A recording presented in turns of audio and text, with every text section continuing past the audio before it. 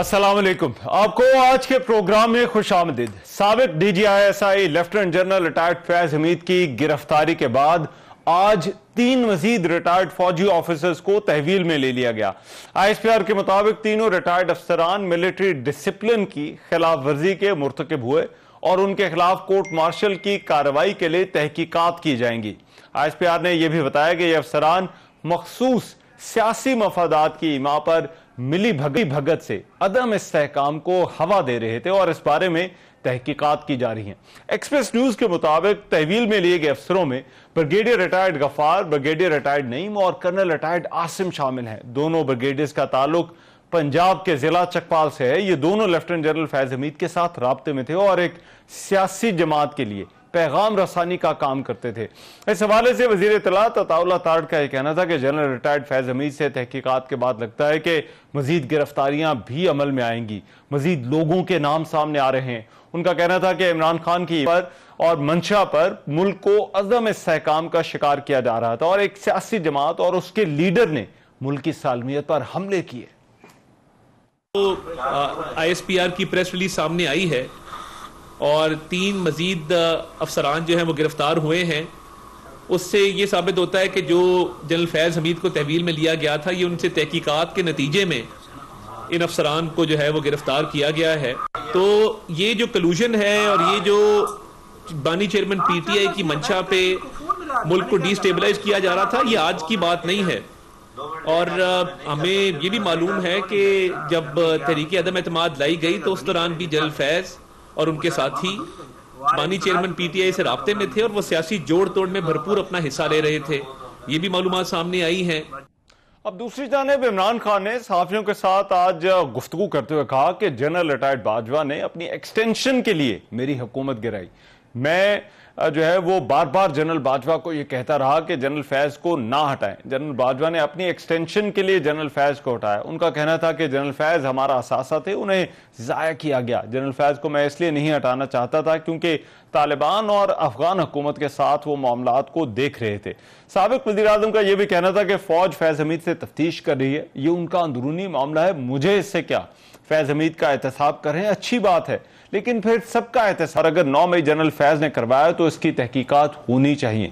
9 मई उन्होंने ये भी कहा कि दरअसल लंदन प्लान का हिस्सा था और जनरल बाजवा ने नवाज शरीफ और शहबाज शरीफ के कहने पर जनरल फैज को हटाया। आज स्पीकर पंजाब असम्बली मलिक अहमद खान का इस हवाले से कहना था कि फैज हमीद के मामले पर सियासत से गुरेज करना चाहिए, ये इदारे का अंदरूनी मामला है। ख्वाजा आसिफ की बात का उन्होंने कहा मेरे पास कोई सबूत नहीं। जनरल बाजवा ने दौरा अमेरिका में साफ कहा था कि वो एक्सटेंशन नहीं ले रहे। जनरल बाजवा की बदनीयती होती तो उनके पास ऑप्शन थे। 2 रोज पहले वजीर दिफा ख्वाजा आसिफ ने कहा था कि फैज हमीद आखिरी लम्हे तक फौज का सरबराह बनने की कोशिश करते रहे। साबिक आर्मी चीफ भी जनरल फैज के लिए उनसे और उनकी पार्टी की आदत से मुसलसल राब्ता करते और इस सिलसिले में ताउन की दरख्वास्त करते रहे। साथ ही साथ एक और अहम डेवलपमेंट यह हुई है कि बानी PTI की सहूलतकारी पर साबिक डिप्टी सुपरिटेंडेंट अडयाला जेल को हिरासत में ले लिया गया है। सिक्योरिटी जराये का यह बताना है कि जेल में एक मुकम्मल नेटवर्क पकड़ा गया है, जबकि जेल के मजीद 2 अफसरान से पूछताछ भी शुरू कर दी गई है।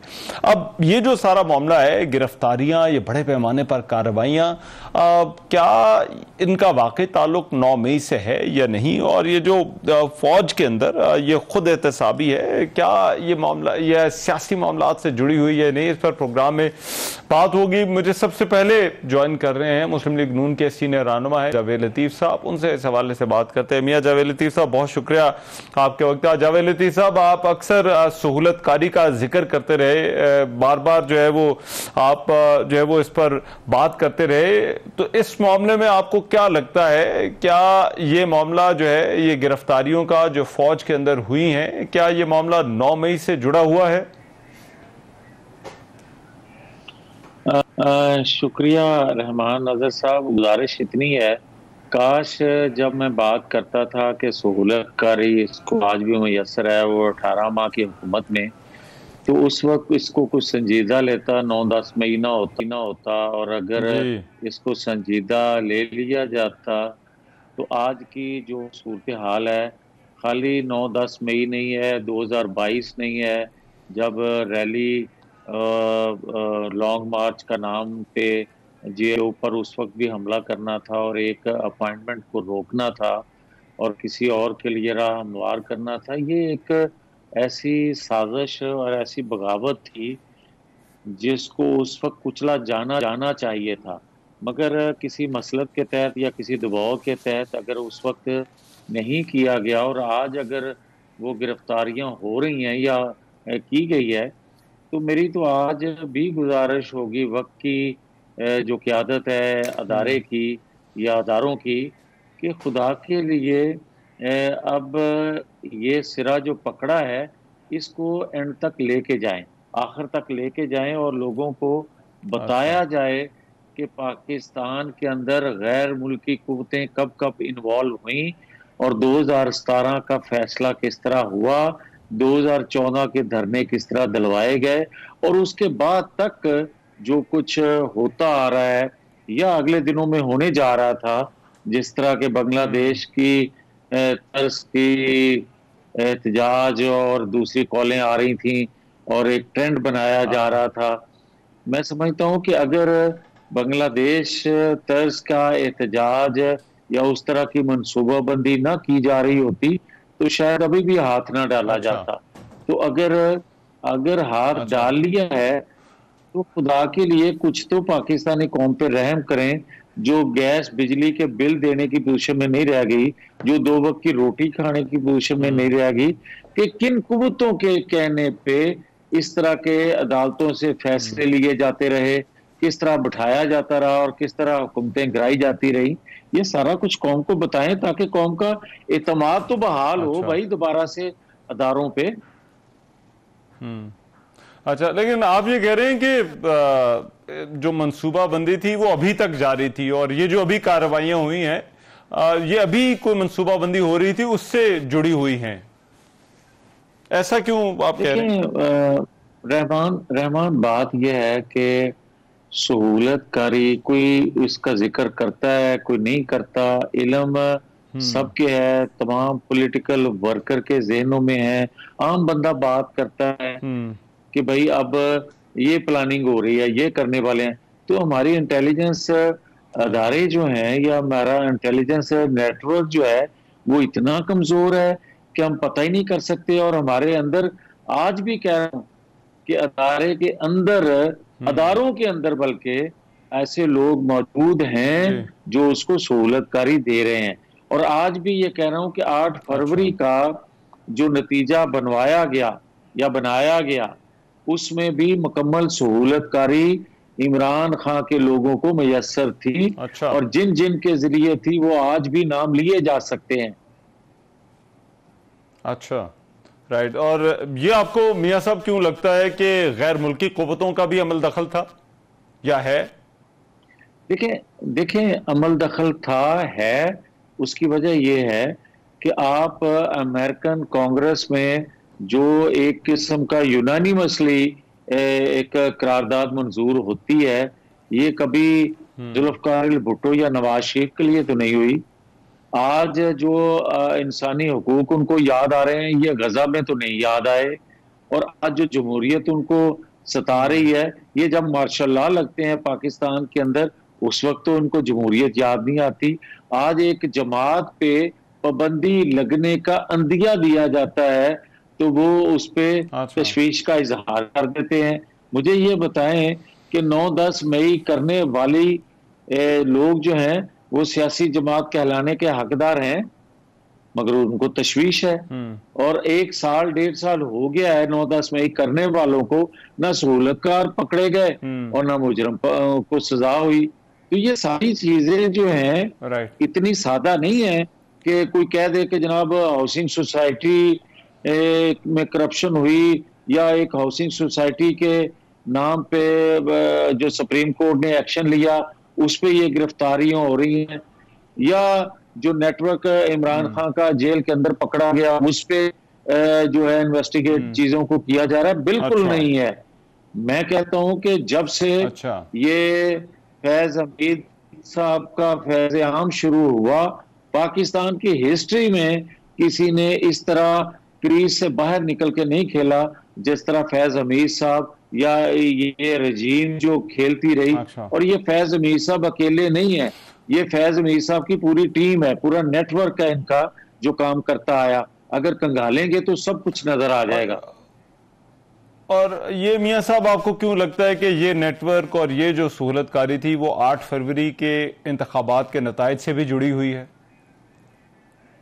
देखें, इस इलेक्शन में किसी जमात को खास तौर पे न बाहर रखा गया है, न किसी जमात को खास तौर पे इक़्तिदार पे बिठाया गया या सहूलतकारी की गई है। माजी में आप देखें कि ये इन्वॉल्वमेंट रही है, 2018 में भी थी, 8 में थी, 2 में थी। ये आप बेशुमार इलेक्शन पाकिस्तान में हुए, थोड़ा बहुत अमल दखल किसी ना किसी शक्ल में रहा है, मगर इस दफा तो पिक एंड चूज हुआ है भाई। और वो सुने वीलॉग उनका, जो शहजाद अकबर साहब का, अगर नहीं है आपके पास तो मैं क्लिप आपको भिजवा दूंगा। वो कह रहे हैं कि वो बिला तमीज कि ये पीटीआई का है, ये मुस्लिम लीग का है, जो उनको बेहतर बिड देने वाला था उसको उन्होंने कामयाब करार दे दिया। और ये कौन लोग थे? लेकिन ये वही लोग थे, लेकिन ये वही लोग सब एक तासुर ये होता है कि असल पावर तो जी, लेकिन मियां साहब तासुर ये है कि असल पावर तो सीट की होती है। जब तक बंदा सीट पे होता है उसके हाथ में कंट्रोल में बहुत सारी चीजें होती हैं। जब वो रिटायर्ड हो जाता है तो शायद चीजें उस तरह उसके हाथ में होती नहीं। तो ये तो बहुत सारे मामलात जिनका जिक्र किया जा रहा है वो रिटायरमेंट के बाद वाले मामलात हैं। नहीं, आप जो बात कह रहे हैं ना, रिटायरमेंट से पहले के भी बेशुमार मामलात हैं। 2022 उनकी रिटायरमेंट से पहले की है बात।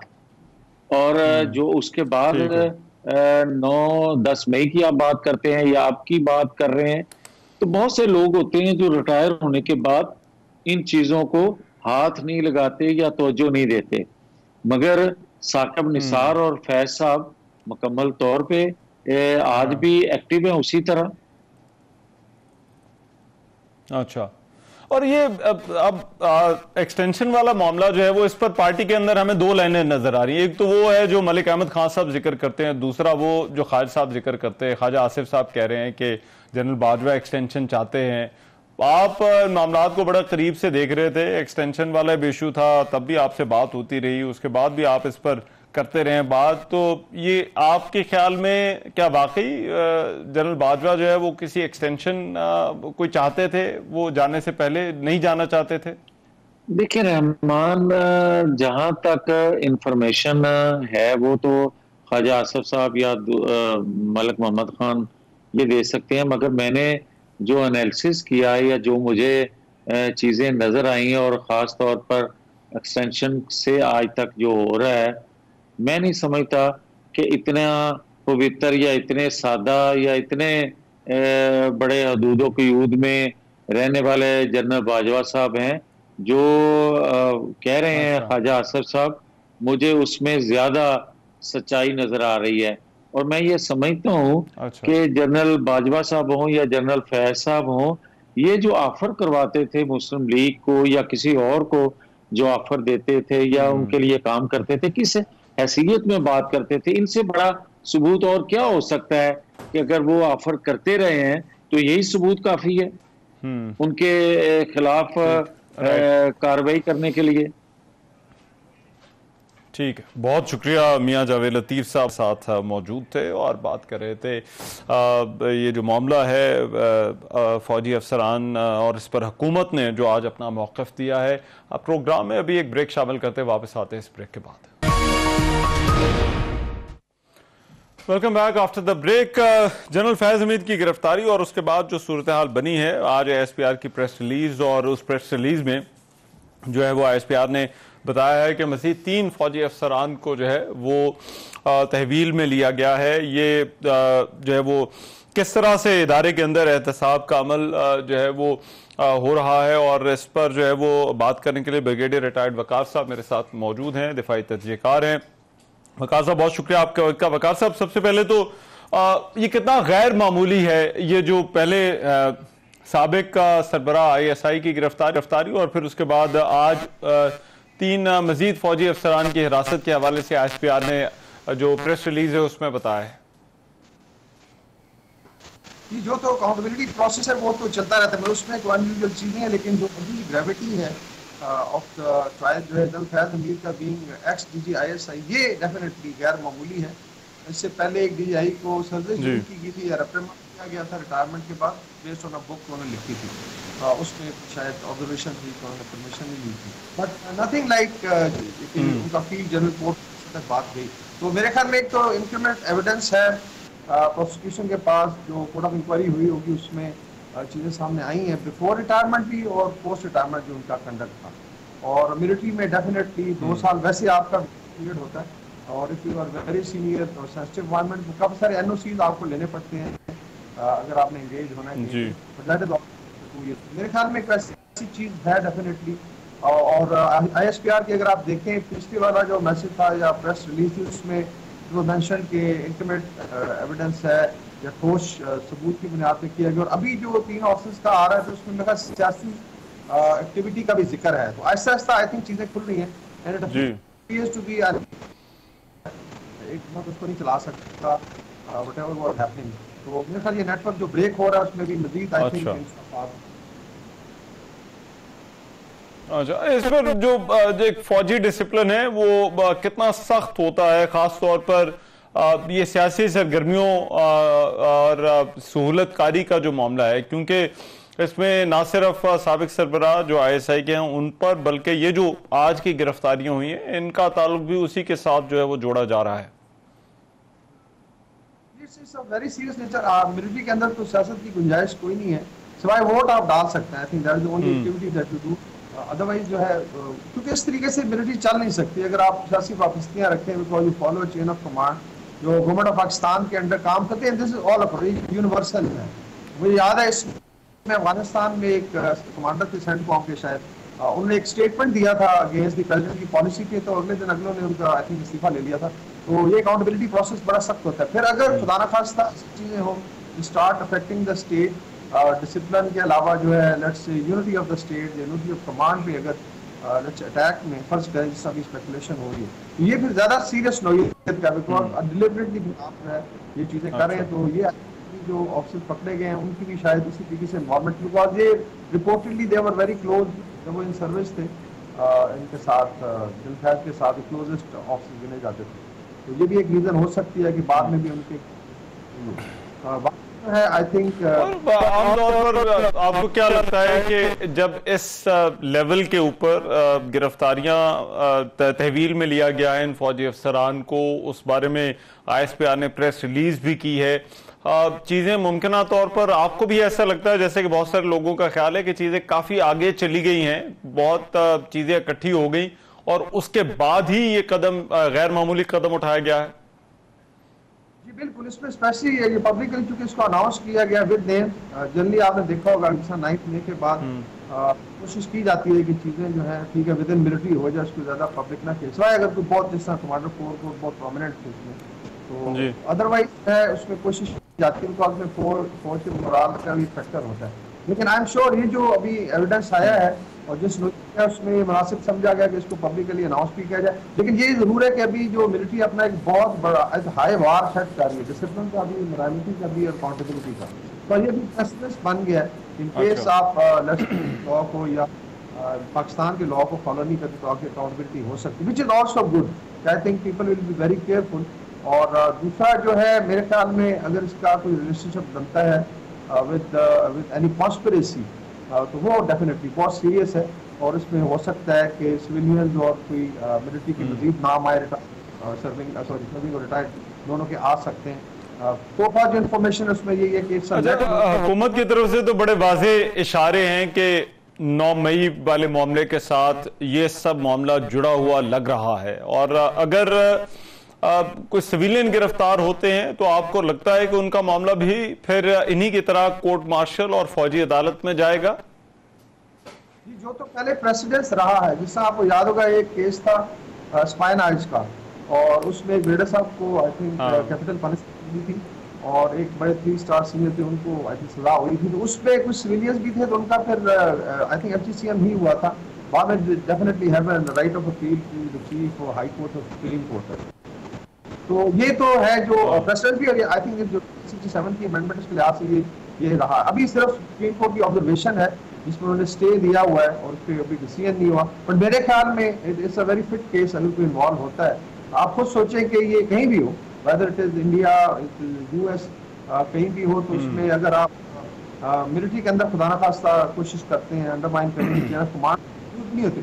फोर्ड ने कहा था कि दो बंदे भी इकट्ठे होकर अगर प्लान करें दैट इज म्यूटनी, तो ये तो स्लाइटली लार्जर होती है, लेकिन 2 पीपल कंबाइन अगर वो एफर्ट करते हैं against the let's say chain of command या साथ, उसको म्यूटनी ही करार दिया, उसकी सजा भी बड़ी सख्त है। ठीक है, राइट, बहुत शुक्रिया। ब्रिगेडियर वकार हमारे साथ मौजूद थे और वो बात कर रहे थे कि फौज में बहैसियत इदारा इन मामलात को किस तरह से देखा जाता है। अभी प्रोग्राम में एक ब्रेक शामिल करेंगे, वापस आते हैं इस ब्रेक के बाद। Welcome back after the break. हुकूमत का ये कहना है कि जनरल फैज हमीद और उसके बाद 3 मजीद रिटायर्ड फौजी अफसरान की जो गिरफ्तारियां हैं, ये सब मामला कहीं ना कहीं पर सियासत के साथ जुड़े हुए हैं। आज वफाकी वजीर इत्तलात व नशरियात अताउल्लाह तारड़ का ये कहना था कि जो है वो एक मुनज़्ज़म साजिश की जा रही थी और ये साजिश इमरान खान की ईमा पर की जा रही थी और मुल्क को गैर मुस्तहकम किया जा रहा था। उन्होंने ये भी कहा कि मुल्क की सलामती दाव पर लगाने की किसी को इजाज़त नहीं दी जाएगी और उन्होंने ये भी कहा कि ये जो गिरफ्तारियां हुई हैं इसके बाद ऐसा लग रहा है कि मजीद गिरफ्तारियां भी हो सकती हैं और इसका दायरा कार सिर्फ फौज के इदारे तक महदूद नहीं होगा। इससे पहले वजीर दिफा ख्वाजा आसिफ ने भी गुफ्तगू करते हुए कहा था और उन्होंने एक इंटरव्यू में कहा कि वो इस सियासी नतीजे पर पहुंचते हैं कि 9 मई को जो फौजी तनसीबात पर हमले हुए और उन मकामात की शनाख्त और निशानदही हुई, इसमें साबिक सरबरा ISI lieutenant general Faiz Hamid का भी किरदार था। और उन्होंने एक टीवी इंटरव्यू में यह भी कहा कि आर्मी चीफ की तैनाती के वक्त मुतल्लिका क्वार्टर्स के साथ उन्होंने कोशिश की कि उन्हें जो है वो आर्मी चीफ बनाया जाए और उन्होंने अपने किरदार की वजाहतें भी देते रहे और आने वाले वक्त की भी यकीन दहानियां जो है वो करवाते रहे। अब ये जो तमाम मामला है, क्या ये वाकई सियासत के साथ जुड़ा हुआ है? क्या ये मामला सियासी हो चुका है? और पाकिस्तान तहरीक इंसाफ इस मामले को किस तरह से देखती है?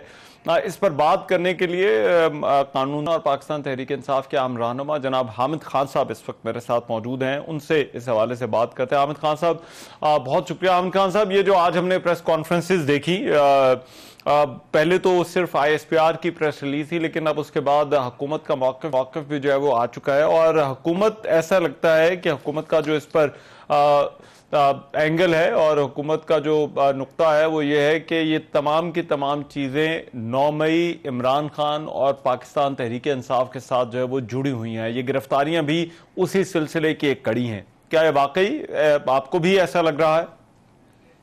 ऐसा ही लग रहा है, क्योंकि बड़े अरसे से कोशिश हो रही थी इमरान खान साहब को नए केसेस में फंसाने की। वो पिछले जो केसेस थे उन सब में तो कोई रिलीफ उनको अदालतों से नहीं मिला, जो हाई कोर्ट में ये ऊपर। तो अब वो डेस्परेट होके नए केसेस बनाने के चक्कर में थे और उसमें उलझाने के, और ये लगता है कि इसके पीछे भी यही अनासर है जो ये सोच रहे हैं कि खान साहब को किसी न किसी तरह से मिलिट्री कोर्ट्स में घसीटा जाए, क्योंकि उन्हें ये नजर आ गया है कि जहां तक आईनी या कानूनी अदालतें हैं वो तो हर सूरत हाई कोर्ट या अबव लेवल पर तो नहीं किसी के कहने पे चलने वाली, वो तो अपनी इंडिपेंडेंट राय रखती है। तो इसलिए नजर ये आ रहा है कि एक हिस्सा की तरह से इमरान खान साहब को फौजी अदालतों में लेके जाएंगे। लेकिन हम खान साहब, अब आपको अगर इमरान खान का ये मामला फौजी अदालतों में जाता हुआ नजर आ रहा है, तो फिर तो उनके पास जो सिविलियन अदालत है उस वाली ऑप्शन फिर भी मौजूद होगी। हमने बहुत सारे केसेस में देखा है, वो पेशावर हाई कोर्ट का एक केस है, कुलभूषण वाला भी जो केस है, तो ये ऑप्शन तो सिविलियन अदालत की फिर भी उनके पास होगी। इस पर आप जरा, क्या आपकी कानूनी राय क्या है, इस पर रहनुमाई फरमाइए। देखिए, इसमें एक तो हर हाल जजमेंट मौजूद है पेशावर हाई कोर्ट की, इसको किसी हद तक सुप्रीम कोर्ट ने एंडोर्स किया और बल्कि इंटरनेशनल कोर्ट ऑफ जस्टिस में भी उसको जो था फेवरेबली उसको भी कंसिडर किया। वो तो एक है, लेकिन बात यह है कि इनकी कोशिश यही होती है कि जो फौजी अदालतें हैं उनके खिलाफ कोई किसी किस्म की कार्रवाई या किसी किस्म की जो है वो रिलीफ ना मिल सके। लेकिन और दूसरी बात यह है कि ये फौजी अदालतों में जो कुछ होता है वो कोई किसी कानून के मुताबिक या एविडेंस के मुताबिक तो होता ही नहीं है। वहाँ तो फैसला कभी भी रीजन नहीं दिया जाता, बल्कि एक सेंटेंस में वर्डिक्ट लिख दिया जाता है। तो हमारी तो बड़ा वाज़े मौक़िफ़ है apart from many other reason. वो जो मामला जिसका आप जिक्र कर रहे हैं वो एक इंडियन कोई एजेंट था यहाँ पर जो पकड़ा गया और उसके खिलाफ कार्रवाई हुई। उसमें उन्होंने जो था ICJ ने कहा कि जी इन्होंने अपनी पेशावर हाई कोर्ट की एक जजमेंट के हवाले किए जी सारी इनके खिलाफ ये हाई कोर्ट से सुप्रीम कोर्ट से जा सकते हैं। अब हम ये नहीं कह सकते कि ये आया उस प्रेसिडेंट को यहाँ फॉलो होगा कि नहीं होगा।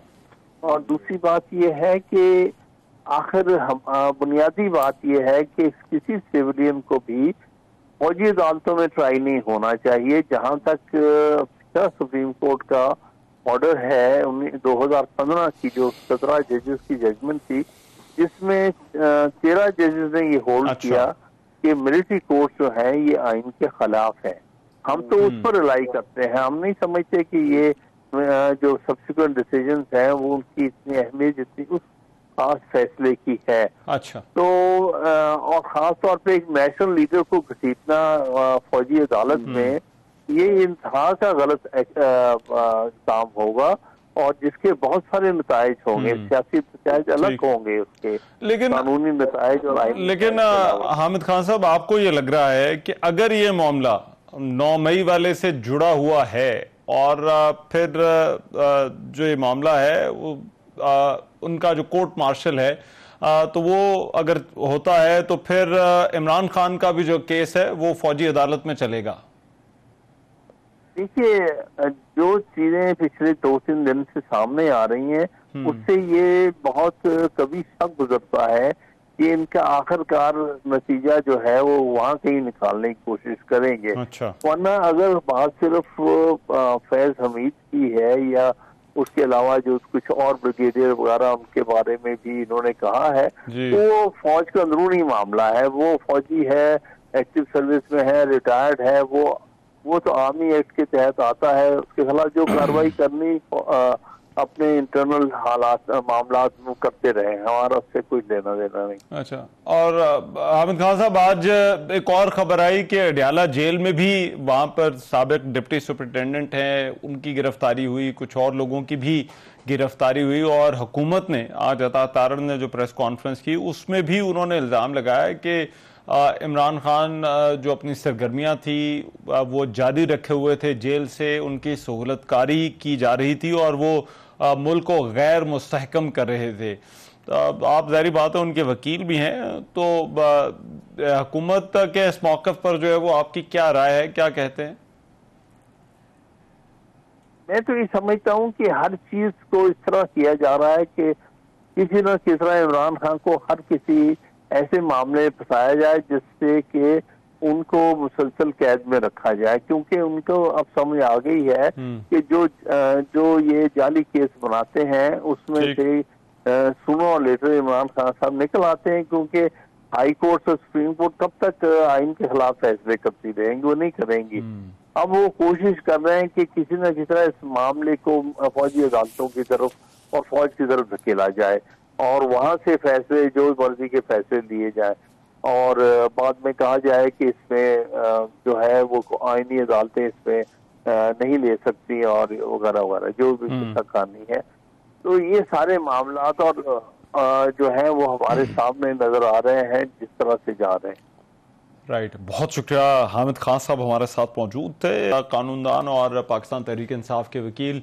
बात कर रहे थे पार्टी के मौक़िफ़ के हवाले से कि पार्टी इन मामलात को किस तरह से देखती है। आज जो ISPR की प्रेस रिलीज आई उसमें दो अहम बातें थी। एक तो पहली जो प्रेस रिलीज आई थी जो कि जनरल फैज़ के तहवील में लिए जाने के हवाले से थी, उसमें जो है वो रियल एस्टेट के मामले का तो जिक्र था, लेकिन साथ ही साथ ये कहा गया था कि कुछ सियासी मामलात में उनकी रिटायरमेंट के बाद जो है वो इन्वॉल्वमेंट के हवाले से भी मामलात को देखा जा रहा है। लेकिन आज जो प्रेस रिलीज आई और जो 3 रिटायर्ड अफसरान के खिलाफ कार्रवाई का ISPR ने बताया, तो साथ ही साथ ISPR ने यह भी कहा कि ये जो मामला है ये जनरल फैज़ के साथ भी जुड़ा हुआ है और साथ ही साथ सियासी जमात के हवाले से राब्ताकारी और सहूलतकारी के हवाले से भी इन अफसरान के खिलाफ जो है वो कार्रवाई की जा रही है। तो अब ऐसा लगता है कि ये जो पहली गिरफ्तारी है या जो पहली प्रेस रिलीज जिसमें आई थी, जिसमें ये कहा गया था कि मुमकिना तौर पर इस मामले को देखा जा रहा है कि क्या इसका सियासत से ताल्लुक है या नहीं। अब ऐसा लगता है कि उस मामले की भी ISPR की दूसरी प्रेस रिलीज में तस्दीक कर दी गई है और ये कि जनरल फैज़ की जो गिरफ्तारी है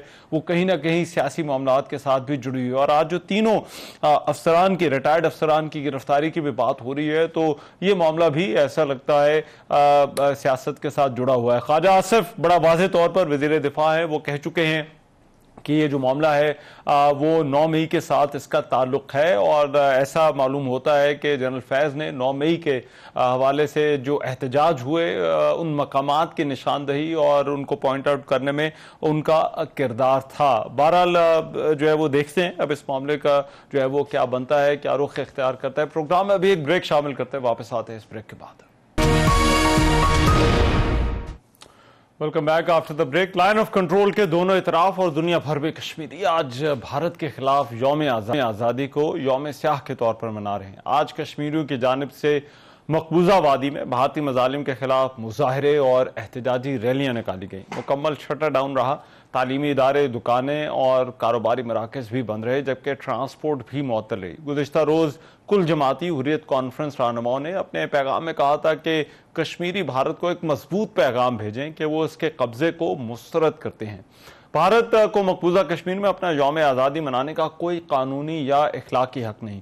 कश्मीर पर भारत का कब्जा आलमी कवानीन और अक़वाम मुत्तहदा की करारदादों की खुली खिलाफ वर्जी है। कश्मीर मीडिया सर्विस के मुताबिक गुज़िश्ता रोज़ मकबूजा कश्मीर में भी पाकिस्तान का यौम आज़ादी मनाया गया। काबिज भारतीय फौज की कड़ी निगरानी और CCTV कैमरों के बावजूद मकबूजा कश्मीर के मुख्तलिफ अज़ला में पाकिस्तान के हक में पोस्टर्स भी लगे। कश्मीर की आबादी के तनासुब को बिगाड़ने और वहाँ हिंदुओं को बसाने के लिए कश्मीर की मुस्लिम अक्सरियत को अक़लियत में बदलने की खातिर भारत ने अगस्त के महीने में ही 5 अगस्त 2019 को आइन के आर्टिकल 370 को ख़त्म कर दिया था। और भारत ने न सिर्फ यूँ अपने ही कवानीन की धज्जियाँ बखेर दी बल्कि अपने आइन की पामाली भी की। इस कानून के तहत रियासत जम्मू कश्मीर को नीम खुद मुख्तार हैसियत और खुसूसी इख्तियारात हासिल थे। आर्टिकल 370 के खात्मे के साथ ही सदारती हुक्म के तहत उसमें शामिल किया जाने वाला जो आर्टिकल 35A था वो भी खत्म हो गया। इस कानून से पहले जम्मू कश्मीर की हदूद से बाहर किसी भी इलाके का शहरी रियासत में गैर मनकूला जायदाद का मालिक नहीं बन सकता था, यहाँ सरकारी नौकरी हासिल नहीं कर सकता था और ना ही कश्मीर में आज़ादाना तौर पर सरमायाकारी कर सकता था। और यही इंटरनेशनल लॉज भी थे जो कश्मीर के हवाले से कि कश्मीर को मुतनाज़ इलाका तस्लीम किया गया था। तहम अब सूरत हाल बदल गई है। 2019 के बाद भारतीय शहरी यहाँ पर यह हकूक़ भी हासिल कर रहे हैं और भारत कश्मीरियों को उनके हकूक़ से महरूम करने के लिए रोज़ नित नए हरबे भी इस्तेमाल कर रहा है। आज भी भारत अक़वाम मुत्तहदा के अहकामात की खिलाफ वर्जी करते हुए 5 लाख से ज़्यादा फ़ौजी जो है वो भारत ने वहाँ पर तैनात किए हुए हैं। और ये 2019 में जो भारत ने कदम उठाया उसके बाद से भारत ने पूरे के पूरे कश्मीर को एक ऐसा लगता है कि एक जेल बना रखा है और वहाँ पर जो मामलात हैं वो दिन ब दिन भारत के लिए और ज़्यादा मुश्किल होते जा रहे हैं। तो हम कश्मीरियों का अज़्म है कि वो आज़ादी तक अपनी जद्दोजहद जारी रखेंगे और भारतीय फ़ौज के तमाम तर मज़ालिम के बावजूद भी कश्मीरियों जो है उनमें से पाकिस्तानी हूँ का नारा जो है वो लगता रहेगा और पाकिस्तान भी जो है वो उनके साथ हर तरह से खड़ा है। आज के प्रोग्राम से इतना ही। मेज़बान से कोई इजाज़त दीजिए, अल्लाह ने के बाद।